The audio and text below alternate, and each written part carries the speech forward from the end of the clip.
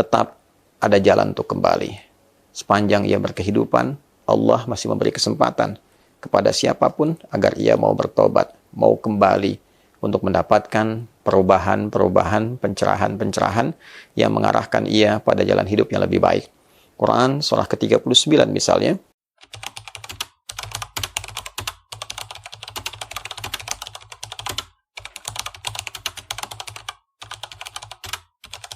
Assalamualaikum warahmatullahi wabarakatuh. Di antara perbuatan yang dinilai mengandung dosa yang amat besar di sisi Allah Subhanahu wa taala adalah dosa pada perbuatan menghilangkan satu nyawa.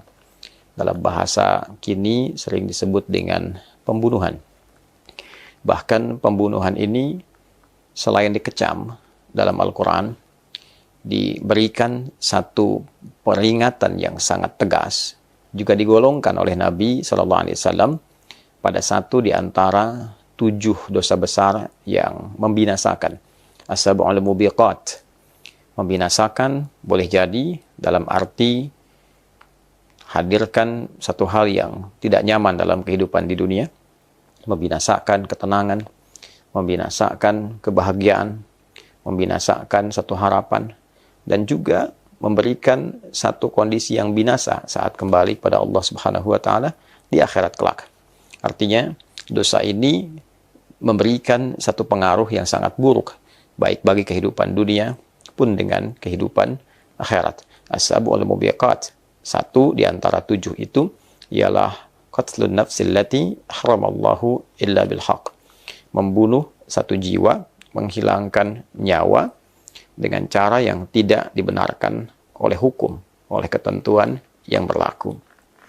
Di dalam surah ke-17, surah Al-Isra, di ayat ke-33, dengan tegas Allah Subhanahu wa taala memberikan satu larangan yang sangat keras tentang dosa ataupun perbuatan yang dimaksud, pembunuhan, menghilangkan nyawa seseorang.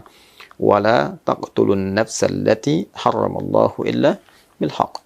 Dan janganlah kalian sekali-kali menghilangkan nyawa seseorang, membunuh seseorang, kecuali pada sesuatu yang dibenarkan oleh ketentuan yang berlaku, oleh hukum yang berlaku, dengan alasan yang dibenarkan.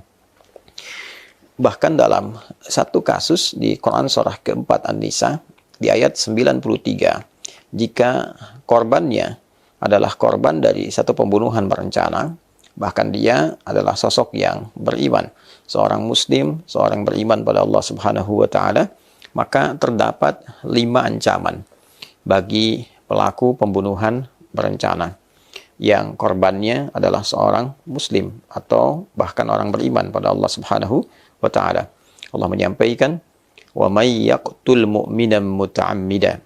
Dan siapapun yang melakukan pembunuhan dengan sengaja, pembunuhan terencana, dan korbannya adalah satu orang beriman, sosok muslim yang yakin dengan ketuhanan Allah Subhanahu wa taala, maka apa yang dia potensi dapatkan?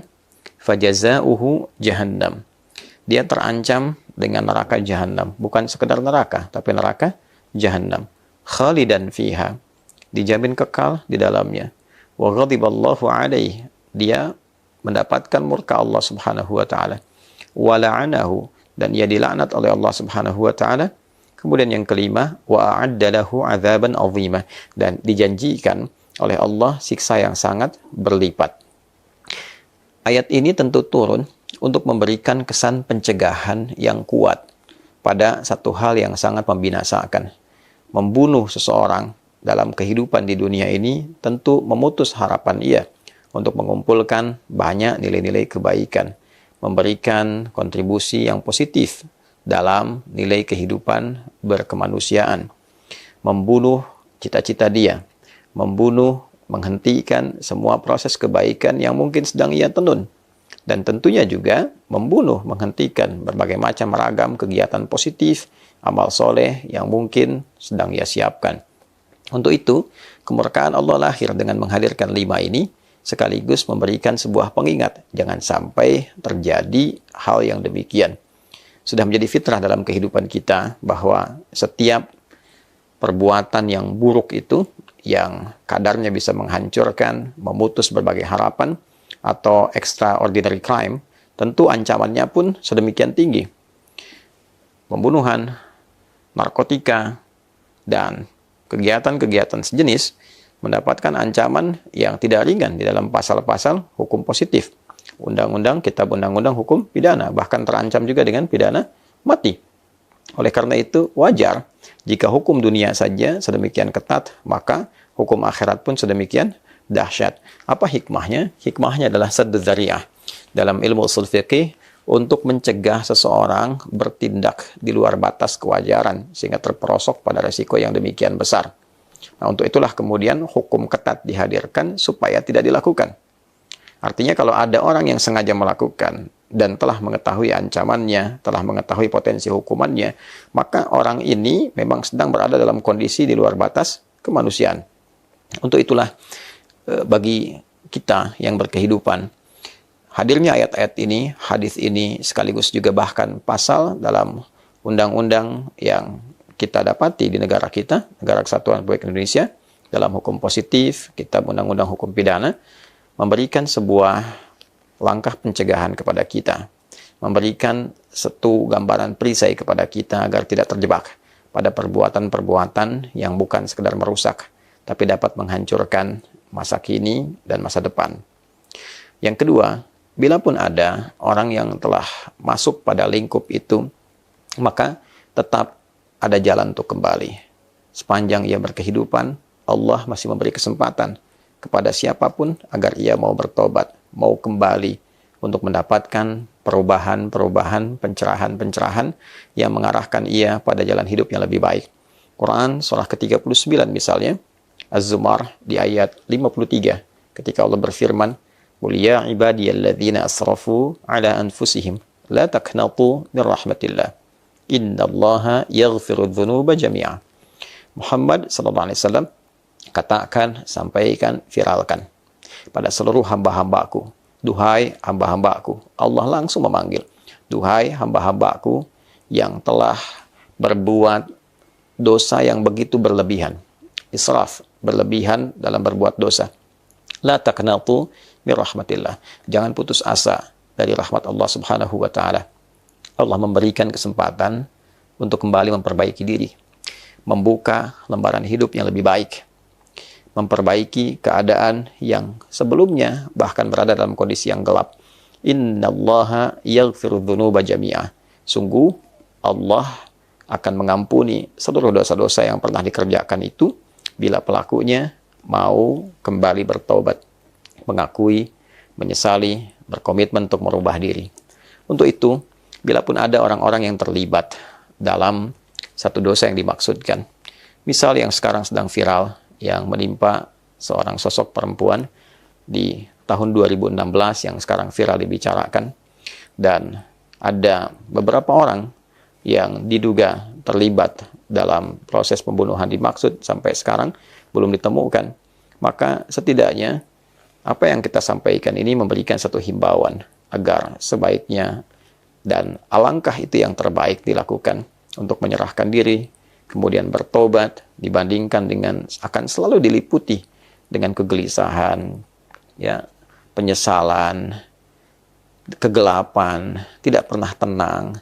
Apakah nyaman berkehidupan seperti itu dan mendapatkan ancaman bila tidak benar-benar bertobat sampai kemudian setelah wafat pun keadaannya masih terancam? Akan lebih baik bila kemudian berusaha memperbaiki diri, menyerahkan diri, memperbaiki hidup, meminta maaf pada keluarga korban, minta maaf pada masyarakat yang mungkin juga terdampak pada hal demikian. Setelah itu berusaha untuk membuka lembaran hidup yang baru, menunggu waktu kapan kita kembali kepada Allah dalam kebaikan, dan semoga dengan itu Allah mengampuni kita seperti apa yang telah Allah janjikan dalam firman-Nya. Itu lebih baik ditempuh dibandingkan dengan berbagai macam pilihan-pilihan yang tidak positif untuk didapatkan. Pun demikian, bagi siapapun yang hadir di sekitarannya, akan lebih baik untuk bisa mendorong para pelaku orang-orang yang terlibat demikian untuk memperbaiki diri, alih-alih menutupi atau juga menyembunyikan atau bahkan mengubah sesuatu yang tidak pada tempatnya. Tentu ini akan menimbulkan dampak baru, dosa yang baru, dan yang paling beresiko adalah menimbulkan satu potensi yang tidak baik untuk semuanya saat kembali kepada Allah Subhanahu wa Ta'ala. Karena siapapun yang berperan memfasilitasi pada satu keburukan, ia tidak akan lepas dari konsekuensi dengan orang yang melakukan itu semua karena peran-peran yang telah ia lakukan. Untuk itu, saudara-saudariku, jauhi berbagai tindakan-tindakan merusak, menghancurkan. Jangan sampai terjadi, apalagi seorang muslim yang menghilangkan nyawa orang lain. Dan bila pun ada yang terjadi hal yang demikian, segera bertobat, segera perbaiki, segera kembali pada jalan yang benar, dan semoga Allah melindungi kita, melindungi bangsa kita, melindungi negara kita, merukunkan, memberikan kedamaian, dan meridhai kita semua sebelum kita berpulang kepadanya.